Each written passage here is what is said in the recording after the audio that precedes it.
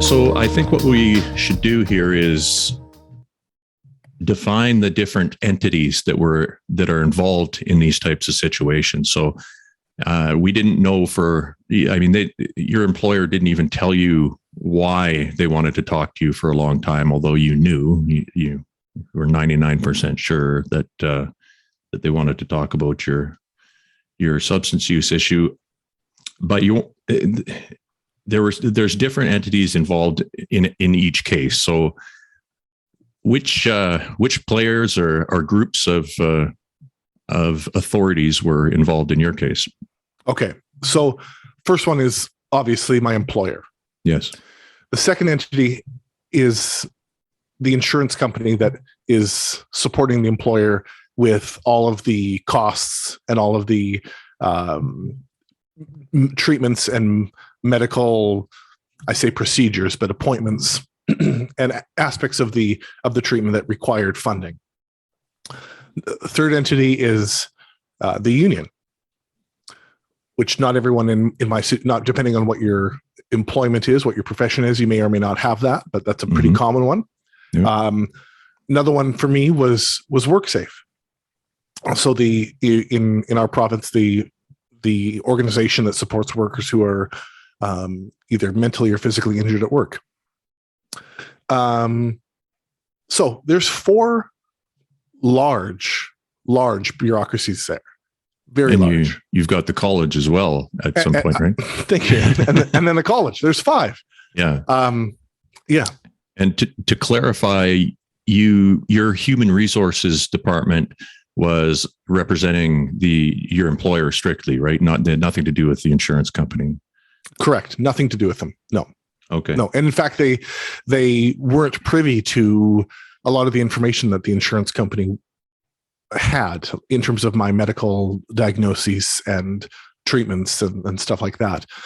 They operated very much as a, island body within the whole process. Yeah.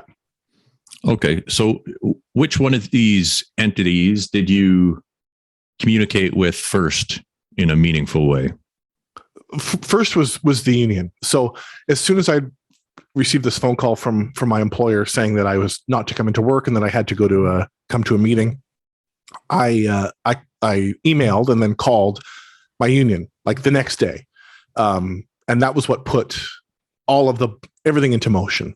It was this legal branch of my union that said, don't go into work. Here's how you call in sick. Here's how we start this process. And so I never went into work again.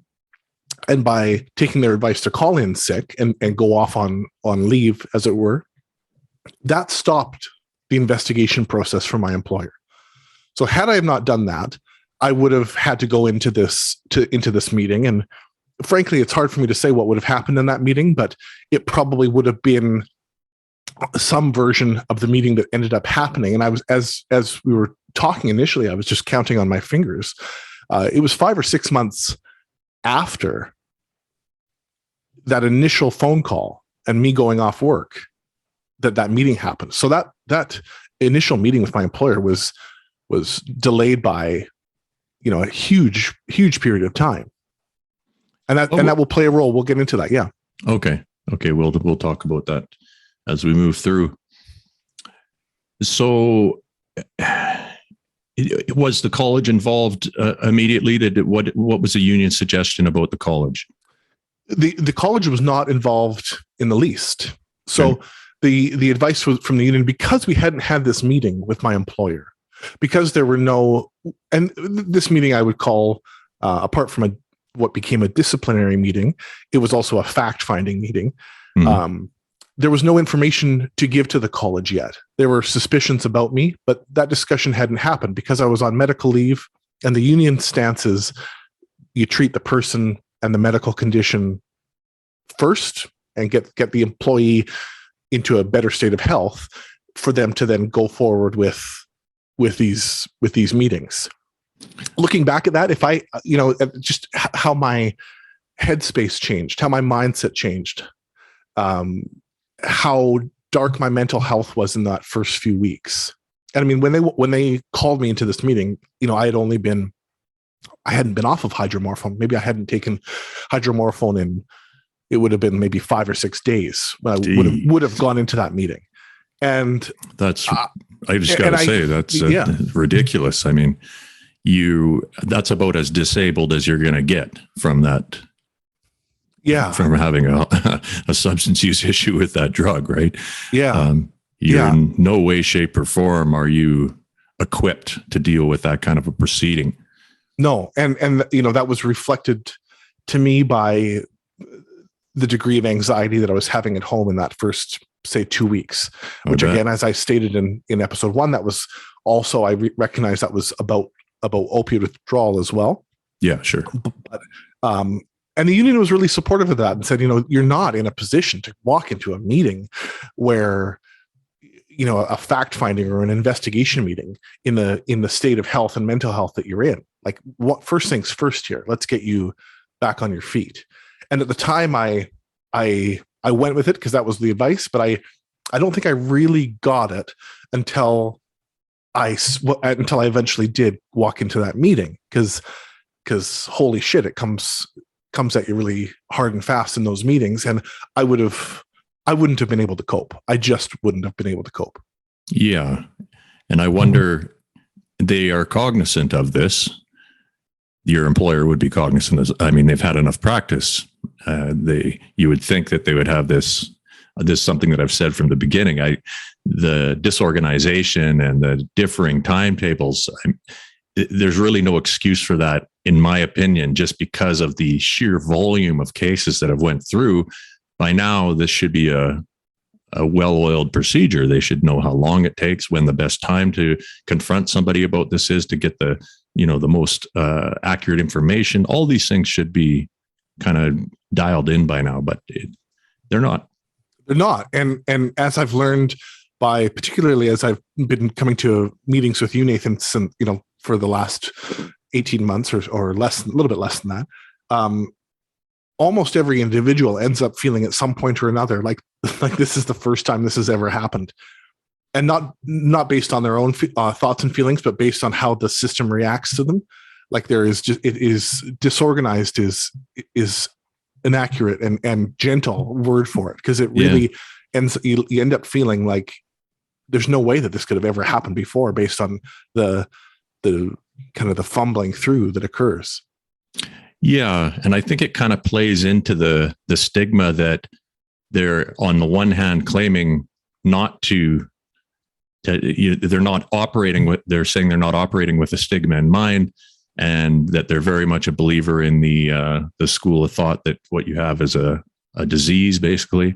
Yeah. But we know that is not exactly what goes on, just from their actions, and their actions often are punitive or confusing, in that they don't align with that belief system. And it's kind of like they're saying one thing and then doing another all the time. So that part of it alone can be very confusing if you're taking everything at face value going through the system. Yeah, absolutely. So what was your union's kind of stance early, as far as, what did they want to see happen with you? What was the best case scenario, or did they give you a range of scenarios? Well, the best I can answer that is the message that I was given from the very beginning was, we'll get you back to work. Mm-hmm. And this won't take that long. We're going to get you back. We're going to put this behind you. I think I was off in October. I think the initial time frame that I was given in October, I was told I could be back by May. This is a particularly maddening thing that I see over and over again. Yeah. Almost without fault, everybody is told that same story, and it never comes true. It's not even close to what actually happens. It's hard to understand why. Why would they? First of all, you've got to make that decision. You got to figure out what's best for you moving forward. once you've had some time to heal, just making the blanket statement that we're going to get you back to work and we're going to do it fast. It doesn't give me faith that that they're tackling the problem in a realistic way. But it could be that they have there's other motivations there, legal or otherwise, that I don't understand. Yeah, and I also recognize that the union, or any union, has multiple different employers to deal with. So there might be different experiences through different employers, although the knowledge we have from our meetings would suggest that there isn't all that much of a difference between different employers. But yeah, the message that I was given, and as we go on with my story, along the way with each hurdle or each stumbling block was, okay, well, it's just this. We'll get through this one, and then we're going to get you back to work. Mm-hmm. And it's an absolute head game in that, or the end result of that is a head game. I think that it is probably well-intentioned, because, I remember in our episode with Garth Mullins, like, do you want to tell someone, hold on tight because you're going to go through one hell of a bumpy ride? Maybe that is better. And I think in hindsight, it probably would have been better for me, because what happens with each hurdle, and then you get kind of propped up and told, hang on, it's going to get better. It's going to get easier. We're going to get you back to work. You kind of, okay. And you kind of try to build up your strength and you prop yourself up again. And then the next hurdle comes, or the next unknown around the corner comes, and you deflate again. And that feeling of deflation is exhausting. And there is a consequence to that. It's not because each time you have to pick yourself up, it's harder to do so.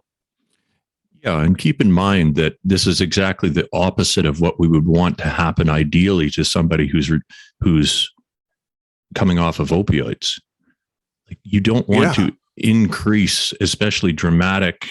This is a life stress that would be, that'd be high on the scale. That would be considered severe if you're doing a psychological assessment. It'd be like going through a divorce or something equal to that, or close to it anyways. I've been through a divorce, and I can tell you it's 50 times easier than going through this process. So there you go. Yeah. Yeah. So that in itself is a big problem with the way this is set up. And that is going to change one day. I don't know when, but that's a huge adjustment that will have to be made. But it deserves to be said. Hey, everybody. Don't forget to like, share, and subscribe. Thanks.